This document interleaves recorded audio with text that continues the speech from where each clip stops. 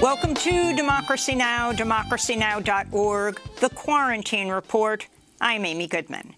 President Donald Trump has announced he and First Lady Melania Trump have COVID-19, joining 7.3 million people across the United States who've tested positive for the novel coronavirus since the first recorded U.S. case in January.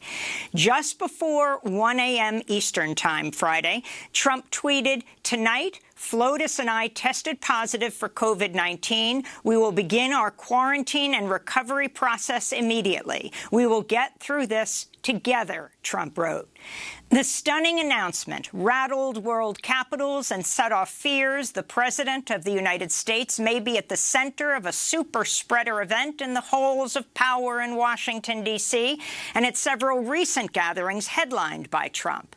Those include a campaign fundraiser at Trump's Bedminster Golf Club on Thursday, a campaign rally in Duluth, Minnesota on Wednesday, attended by thousands of Trump supporters, and Tuesday night's presidential debate with Joe Biden in Cleveland, Ohio, sponsored by the Cleveland Clinic.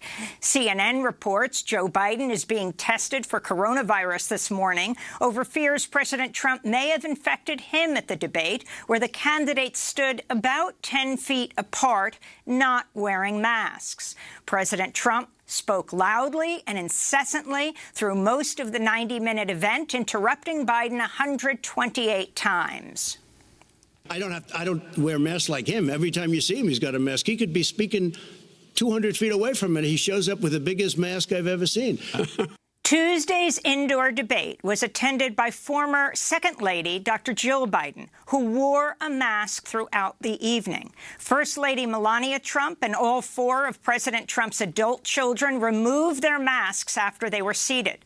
A Bloomberg reporter at the debate says Trump's family members refused when a doctor at the Cleveland Clinic offered them masks.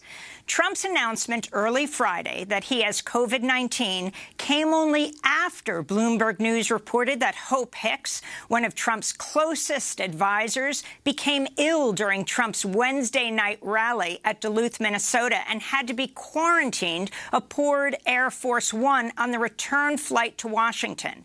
Hope Hicks went on to test positive for coronavirus early on Thursday, though the White House did not report her illness. A number of reporters who were with Hicks and the president on the flight say no one from the White House reached out to them to perform contact tracing or to inform them of their risk of COVID-19. One HuffPost reporter was visibly shaken after learning of Hicks' positive test result from news reports. On Thursday afternoon, President Trump proceeded to his golf resort in Bedminster, New Jersey, for a campaign fundraiser where he delivered a speech while wearing no mask, coming in close contact with dozens of staffers and campaign supporters. The New York Times' Maggie Haberman reports aides who would normally travel with the president did not go with him to Bedminster because they already knew about Hope Hicks' positive test result.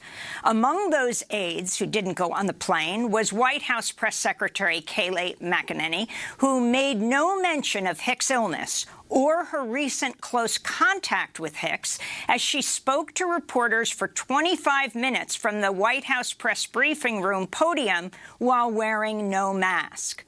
Trump's positive result has raised concerns about the line of succession. Vice President Mike Pence met with Trump at a White House coronavirus task force briefing on Monday.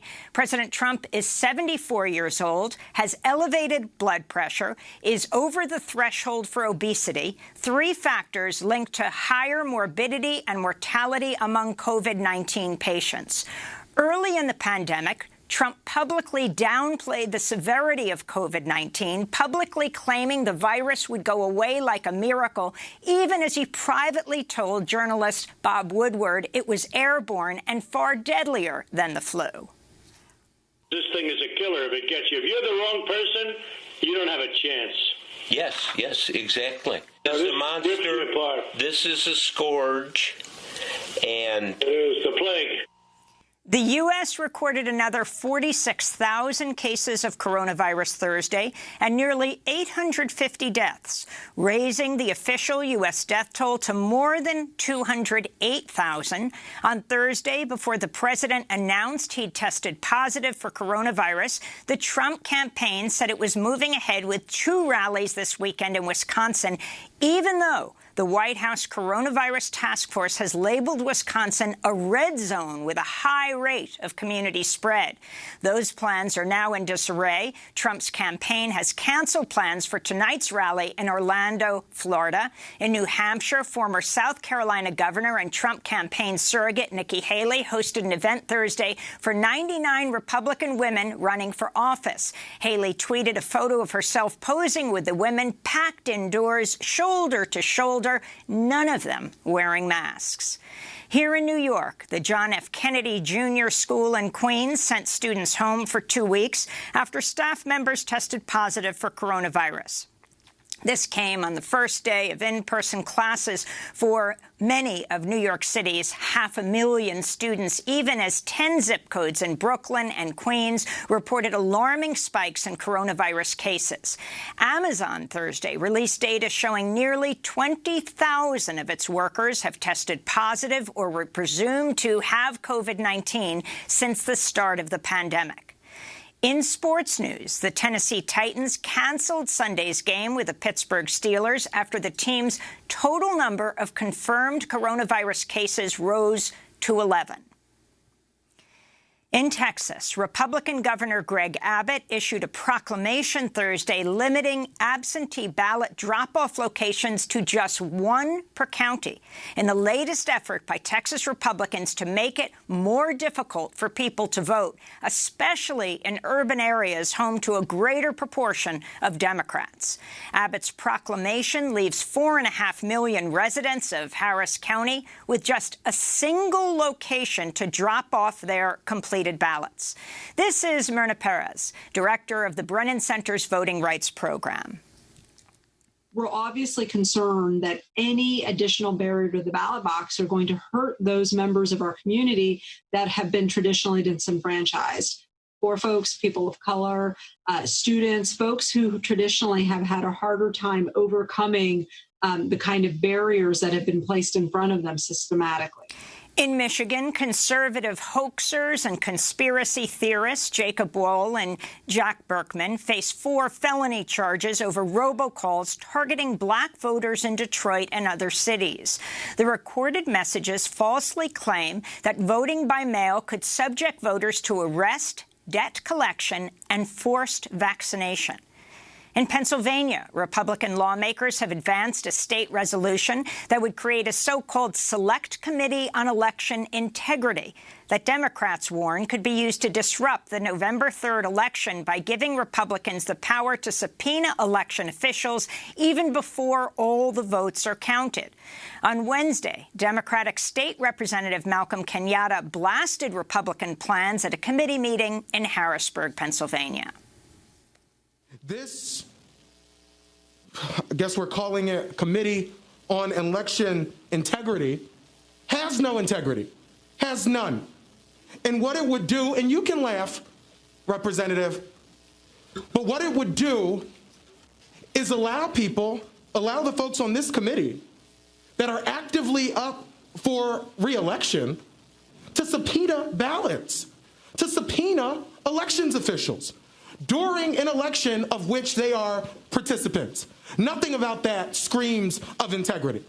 Last week, The Atlantic magazine revealed Republican Party officials are looking at ways to subvert the election process to ensure Trump stays in power, including a plan to have Republican-led state legislatures claim the results of the election to be fraudulent, then choose a slate of Republican electors to vote in the Electoral College regardless of the outcome of the actual vote. President Trump Thursday said he disavowed the Ku Klux Klan and white supremacy in an interview with Fox News' Sean Hannity. I condemn the KKK. I condemn all white supremacists. I condemn the Proud Boys. I don't know much about the Proud Boys, almost nothing, but I condemn that.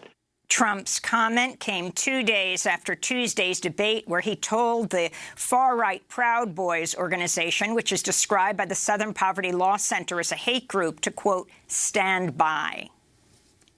Call him. Give me a name. Give me a white name. supremacists and Who would white you like me to condemn? White supremacists and right Proud Boys, stand back and stand by. The Proud Boys are now selling T-shirts with the president's words, stand back and stand by. On Thursday, a Proud Boys leader told CNN he's also the leader of the grassroots group Latinos for Trump. The Trump administration has ordered federal law enforcement officials to publicly defend Kyle Rittenhouse, the 17-year-old charged with fatally shooting 2 protesters in Kenosha, Wisconsin during Black Lives Matter protests in August. That's according to internal Department of Homeland Security talking points obtained by NBC News. The documents instruct federal agents to say Rittenhouse took a gun to Kenosha to, quote, help defend small business owners. Last week, Rittenhouse's mother, who drove her son across state lines with an AR-15 assault rifle to the Kenosha protests, received a standing ovation at a Republican Party event in Wisconsin. If convicted of first-degree murder charges, Rittenhouse faces up to life in prison. Vice News reports police in Pearland, Texas, requested the presence of Border Patrol snipers at George Floyd's burial June 9th and gave them permission to use deadly force as members of the militarized tactical unit known as BORTAC surveilled funeral attendees. Records obtained by Vice also reveal an FBI surveillance aircraft was flown over the burial to monitor for so-called violent, quote, agitators. That day, at least 6 sniper teams were in place on rooftops and authorized to open fire. A secretive religious group has scrubbed its website of all references to President Trump's nominee to replace the late Justice Ruth Bader Ginsburg on the Supreme Court. Amy Coney Barrett is a longtime member of the Catholic group People of Praise, whose members pledge a lifelong loyalty oath assigning each member a personal advisor known as heads for men and, until recently, handmaids for women. People of Praise has a strictly patriarchal structure in which men are the heads of household with power over their wives and families. Senate Republicans have promised a swift confirmation process for Amy Coney Barrett. On Thursday, White House Press Secretary Kayleigh McEnany was pressed by reporters after she falsely claimed Barrett was a recipient of the prestigious Rhodes Scholarship from Oxford University. You said Judge Barrett was a Rhodes Scholar. I'm not sure that that's true. That's what I have written here. She attended Rhodes College. Attended Rhodes College, so my bad. Very different.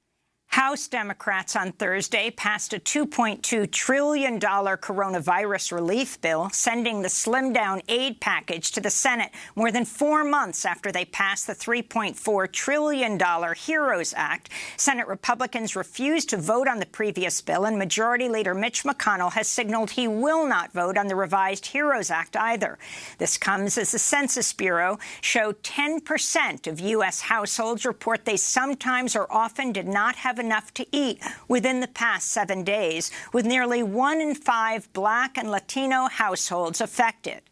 Meanwhile, anti-hunger activists around the United States are denouncing a letter written in English and Spanish and signed by President Trump, placed in food assistance boxes doled out to food banks nationwide. They're denouncing the letter as a violation of the Hatch Act, which prohibits federal employees from using government property for partisan political gain. In New York, over a dozen housing activists were arrested Thursday as hundreds of protesters took to the streets demanding local lawmakers take action on a full eviction moratorium and tenant protection during the pandemic. New York Governor Andrew Cuomo has failed to extend a pandemic eviction ban, which expired yesterday as rent came due. In immigration news, over 3,000 people fled Honduras yesterday in a caravan with the hopes of reaching the United States. This comes just days after the region reopened its borders after months of a strict coronavirus lockdown that left thousands without jobs, sinking further into poverty. The caravan made it to Guatemala yesterday afternoon, where they headed north to the border with Mexico.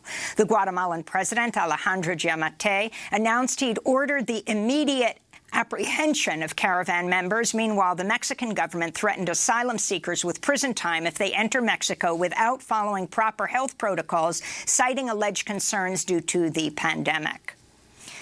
CNN has released audio recordings of First Lady Melania Trump in 2018 dismissing the harm of separating asylum-seeking families at the U.S.-Mexico border. Stephanie Winston-Wolkoff recorded the comments while working on her book, Melania and Me, about her relationship with the First Lady.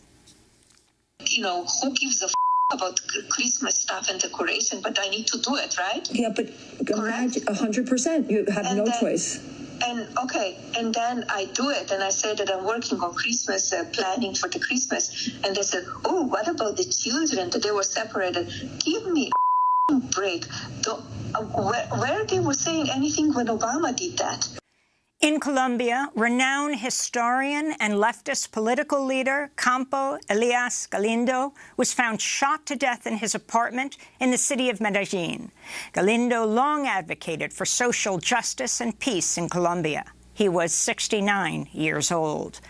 And the New Yorker magazine reports former Fox News paid up to $4 million to settle sexual harassment claims made by a staffer to former anchor Kimberly Guilfoyle.